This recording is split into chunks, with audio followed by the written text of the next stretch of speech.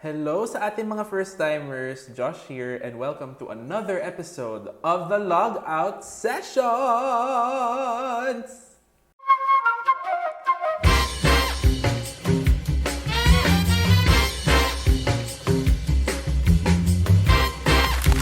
Welcome to our podcast, the show where we talk about anything under and beyond the BPO umbrella.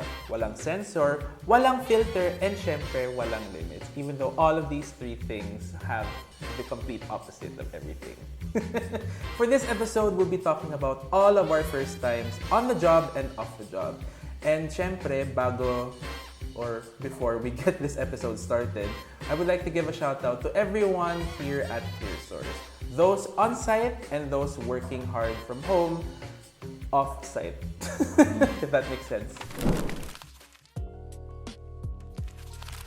So, first times. You know, we all have the most memorable first times we have. The first time we went out with our friends.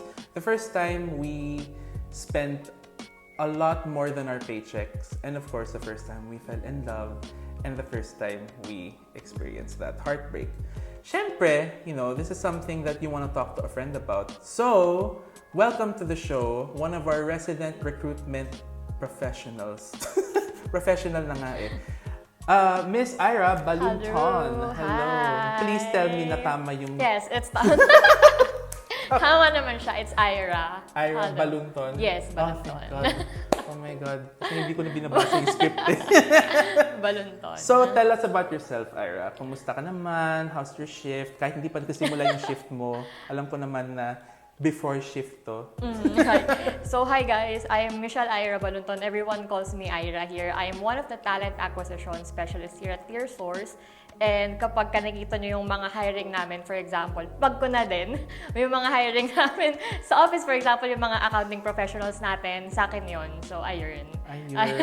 Grabe yung introduction mo. Yeah. Pero ito yung tanong, talent acquisition manager ka, di ba? Specialist lang. Talent acquisition specialist. Tanggalan pa ng trabaho si Sir. So, sa work mo sa talent acquisition, talented ka ba? Means, it depends, ganun. It depends on the day. So, without further ado, let's start. So, first times, di ba? Everyone has them. Everyone likes to remember them. So, ano yung mga pinaka-best na first times mo?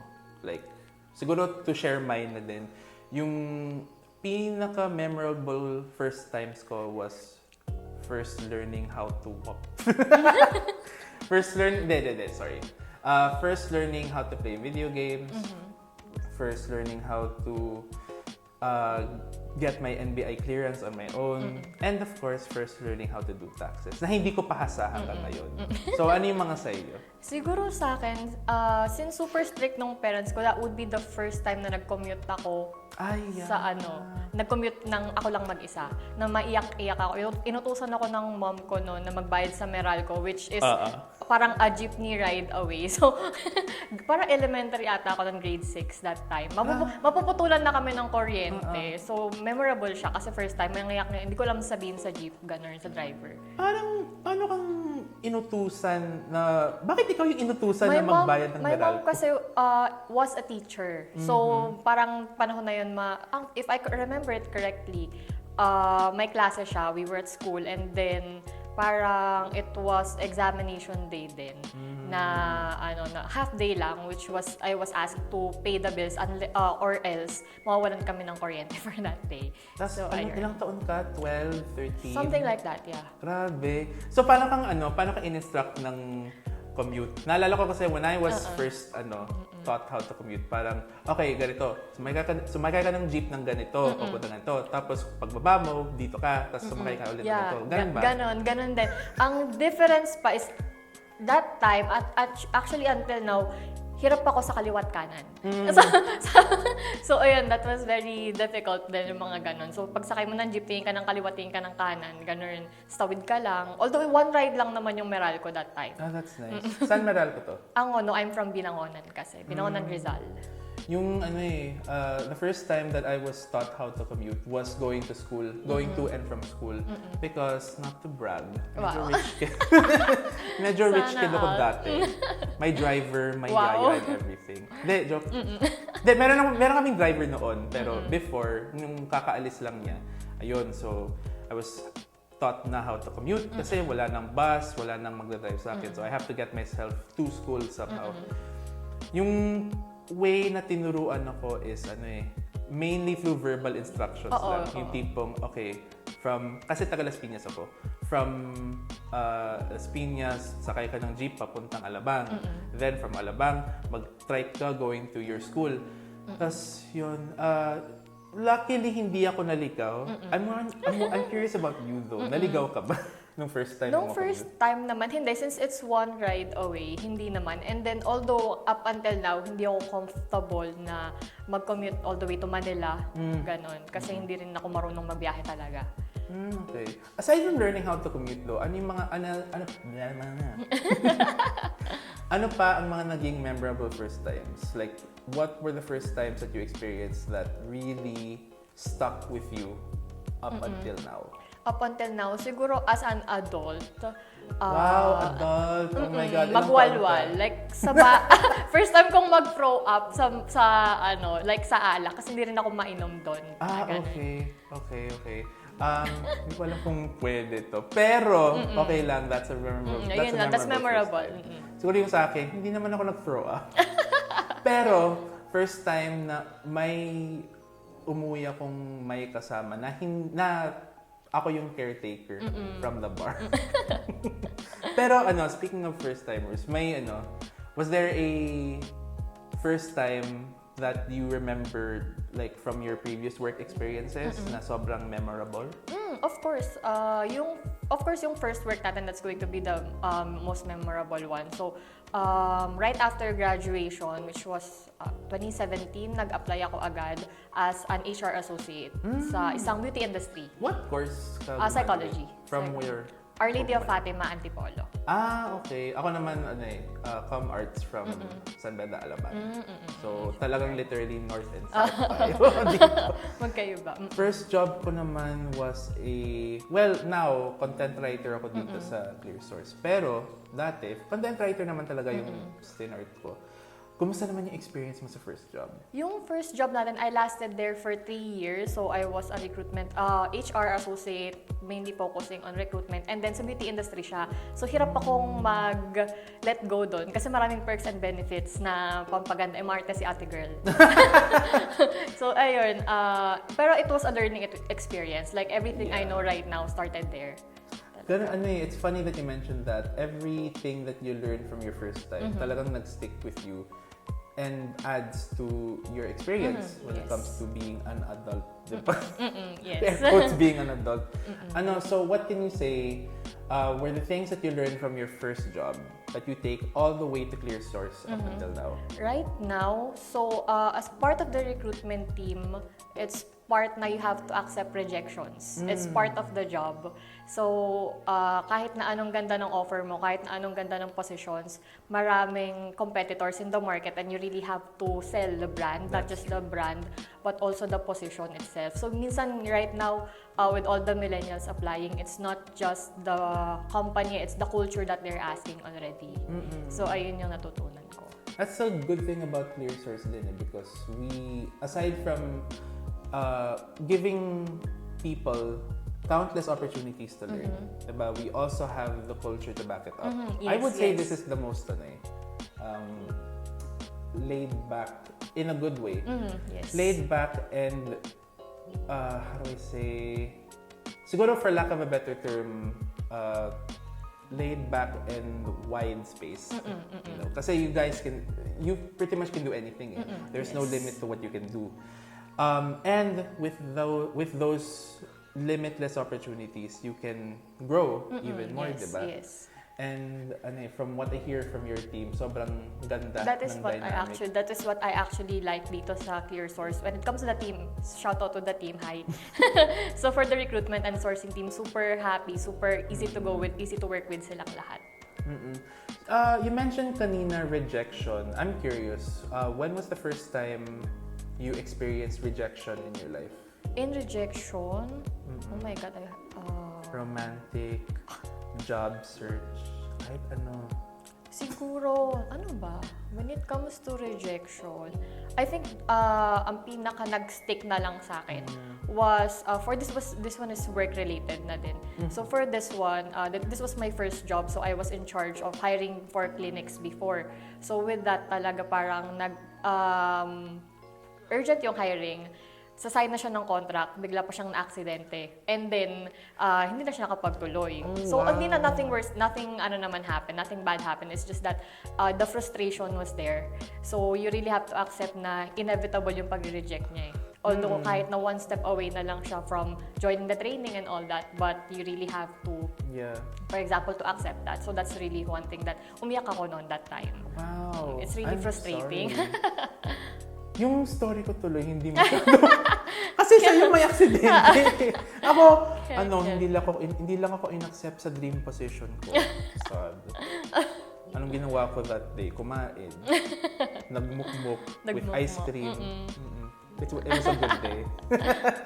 Ano yun? So, with all the first times that you experienced, especially yung first time na sumuka ka, I think we can cut it out sa editing. Was there any regret in any of your first times? Regrets, inevitable naman siya. Pero looking back, siguro yung regrets, wala masyado kasi everything I did, I really thought about it before na talagang mag-engage ako into that. I'm that type of person na talagang before I try to make a decision, I really think it out. Not just once but twice. So when we say regrets, siguro talaga, yun yung mga hindi mo pinag-isipan na bagay. For me, wala pa naman so far. Wala pa naman. Yeah, that's a good attitude to have because a lot of people say, we don't have any regrets, especially with the first times that we do. Pero, I mean, realistically speaking, medyo mangyayari yung pag-regret mo minsan eh. I mean, that's not necessarily a bad thing. It just means that maybe there were some things that you shouldn't have tried. Yes. Diba?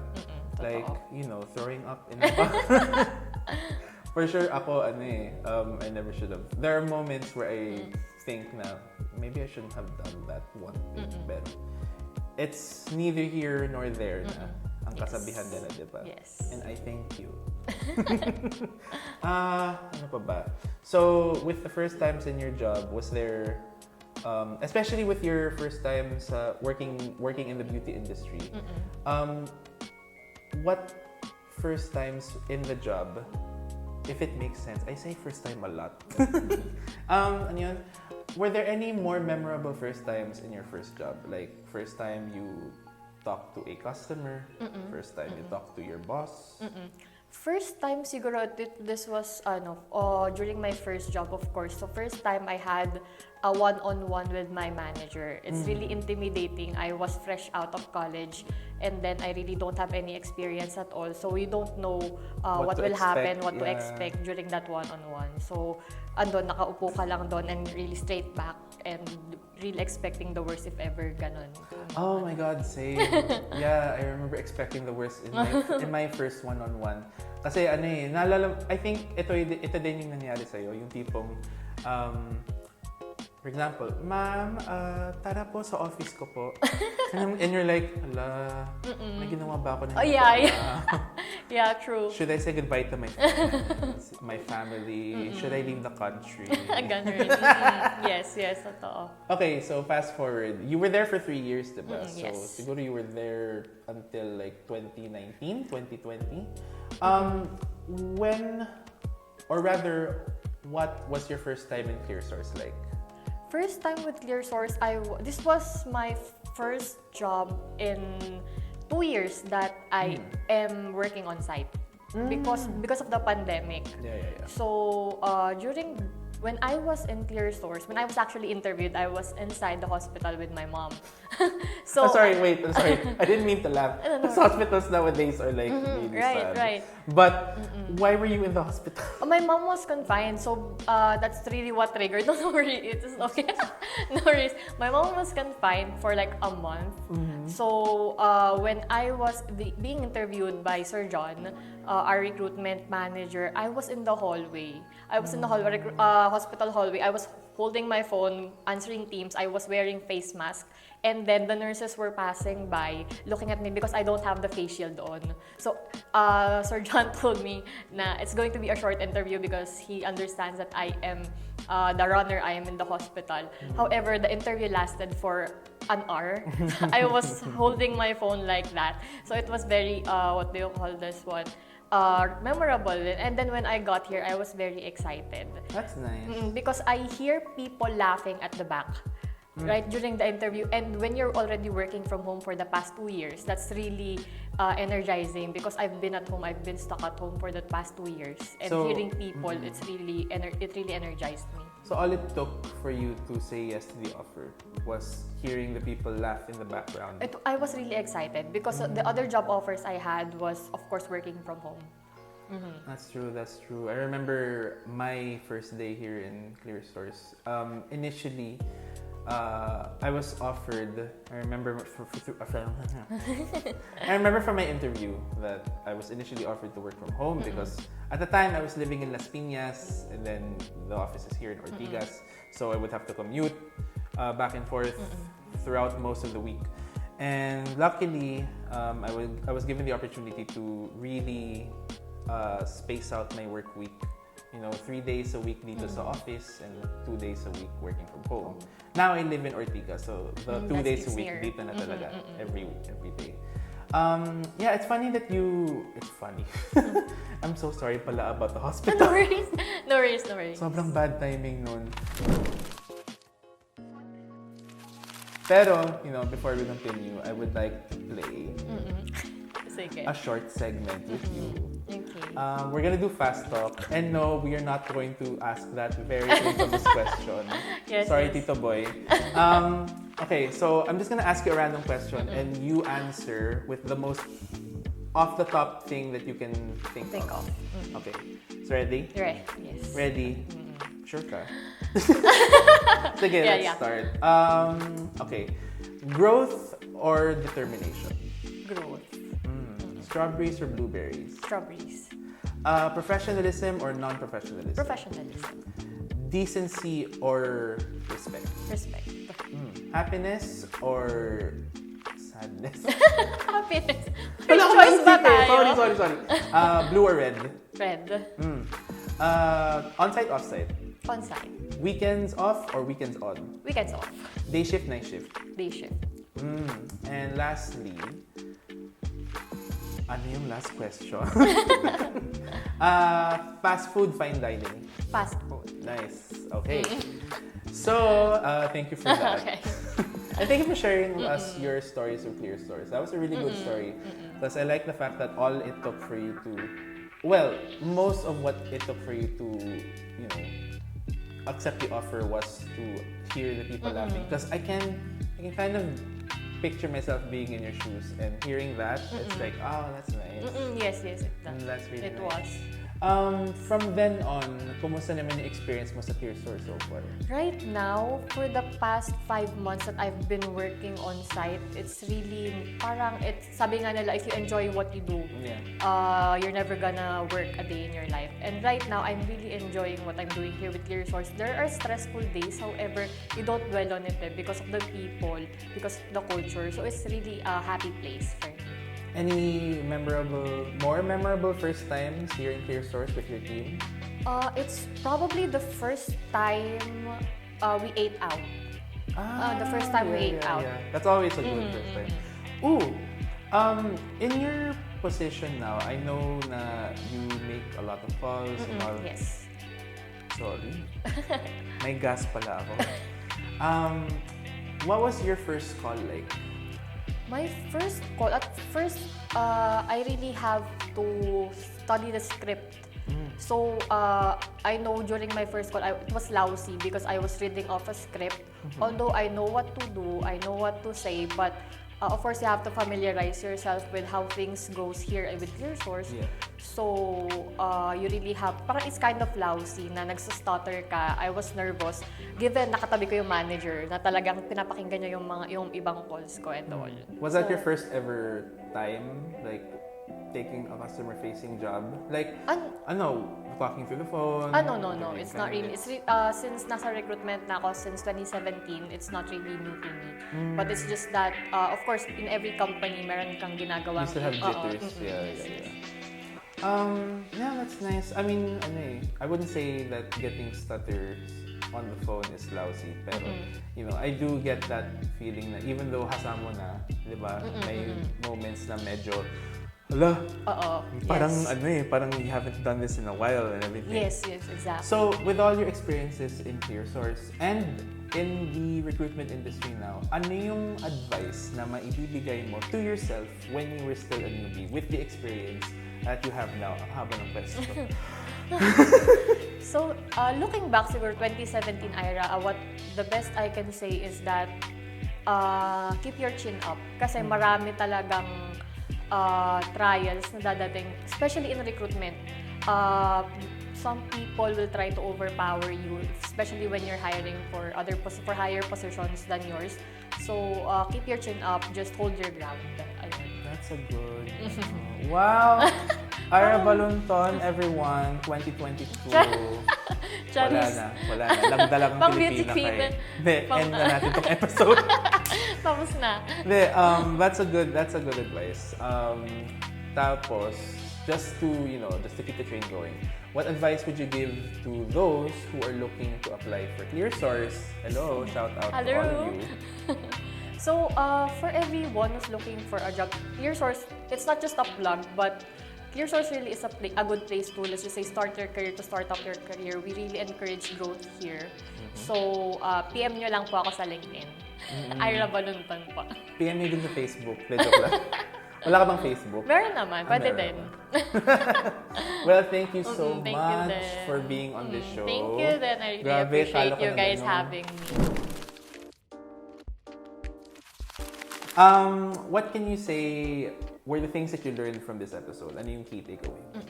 So for this one, siguro, enjoy your firsts. So those things na you really have to, let's just say, siguro ite-take nyo lang siya for granted at first, pero those first matter. Your first crush, your first love, your first heartache, first rejection sa trabaho. So ayun, it really matters. So it will stick with you. Really? Ako naman, yung key takeaway ko from here is, really take everything that you remember, the good and the bad, and just, learn from them. Kasi lahat ng mga first times natin, especially with our experiences, with our jobs, with our relationships, they all contribute to a wide learning experience for us all. Yes. For instance, with all the experiences that I've worked, especially with writing, with marketing, and working for a brief time in the BPO industry, parang ang natuto ko is really build up. Parang all those experiences culminated in me forming a backbone of my own. Yes. Alam mo yun? Kasi I guess you can relate to this too. When you start off with your first job, like no experience whatsoever, parang ang naive mo pa, alam mo yun, parang medyo impressionable ka, and then as time goes on, you start to build your own character, you start to build your own dynamic as a person. So that's my key takeaway from this is all the first, it's like what you said, all the firsts matter. Tapos, what I like here about ClearSource is that there's a lot more first times that you can expect. Alam mo yun, like first time you're always looking forward. Di ba? First time that you hang out with your work friends, first time you bond with them, not necessarily with alcohol, like with your other first time. Teka, sorry. I just wanna go back to that for a bit. Saan kayo nag-inuman, no? That was at home. That was at home because I was never really that girl na who's going outside most of the time. So I'm at home. And then, so I try to tell my boyfriend na parang gusto kong ma-experience magwalwal. So nagdala siya. So ayun. I'm sorry. Sasabihin ko lang for you. Famous last words. So, it's okay. You told your boyfriend na gusto ko magwalwal, babe. Go. Ayun, nag-ano lang siya. As in talagang with the pure intention na lasingin ako and magsuka talaga ako during the time. Sorry ka. Ayun. Okay. Siguro in the clean version, we'll say, your boyfriend had the intention of just letting you have fun. Yes, really to experience. Every mention of vomit and every mention of passing out will be taken out in post-editing. Siguro.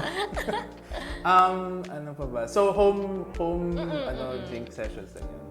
Ako naman, nasa bar talaga. By the way, tips ko pa lang for all those looking to go to a night out. And I know you can relate. Make sure na hindi kayo mag-all out. Hindi naman magtala kayo pang uwi. Oo, pag-uwi, pangkain. Kasi kakailanganin nyo yan, guys. True. Sorry. Ang ganda ng intention. Experience lang, ganun. Experience is the best teacher. O, ulit ka pa ba? So, kumusta naman nung day after? Parang ayoko na. Yun pala yun. Bakit natutuwa kayo sa ganun? Ganito ba yung... You start to question your life choices. Does this Is bring this you fun? happy? Does this bring you happiness? No? True. Okay. So, all the first time... That was a really good... Of all the first time stories that I've heard, this was the best one. Ano yun? So... Sorry. Imagine ko kasi... I'm glad na natuwa ka dun sa first. May nangyari namang ganun ulit with Clear Source. With Clear Source, wala pa naman. Kasi so far, as I have to travel So, nagtitira talaga ako ng pang-uwi pag nag-iaya sila. So, nagtitira talaga ako ng... Kasi may travels are... Although one ride lang, it's 1 hour and 30 minutes. Is this the farthest that you've gone to for work? Yes, because I don't take work around Makati and all that. I see. Well, honestly, this is like... Travel time pa lang kasi nakakapagod na. Kaya nga ako lumipat dito sa kasi. This is also the farthest time that I work here. So, this is also the first time na commuting here. This was also the first time na sumakay ako sa carousel bus na nakikita mo sa EDSA. Oh. Which is great kasi tuloy pa din yung libre sakay. Yung libre sakay. We're not gonna quote on what happened there. Pero yun, this was the farthest place that I've had to go for work. And of course, this was the first time that I've had to take multiple rides in order to get to work, which is fun. It actually can be fun. So tell us, what is a typical work day for you here sa Clear Source? So for Clear Source, my shift starts at 11, but I usually leave the house at 9, before 9, kasi I'm afraid to be stuck at traffic. So, dumadating ako dito, it's either 30 minutes or 1 hour early. So, typical day, I usually get my coffee, my morning coffee. And then, once I start to log in, dire-diretso na yun, checking emails. So, check if ever I have scheduled interviews. And then, kung wala akong scheduled interviews for that specific time frame, I do ad hoc task. For example, kung wala pa akong applicant for that, I do the sourcing myself. I do try to tap applicants. Nagtatawag ako ng mga applicants mismo kung willing silang mag-apply ganun. I see. And of course, reminder to everyone here, we may be talking about work, pero chikahan lang. Kaya nga, di ba, medyo may slight mention of alcohol, which we will take out sa post-editing. Again, this has been Josh with Ira as my guest. Thank you so much for having me Makakashift again. ka na. And again, catch us on YouTube, Spotify, and follow us on our social media platforms. This has been another episode of the Logout Sessions, and I hope to see you guys again soon. Bye!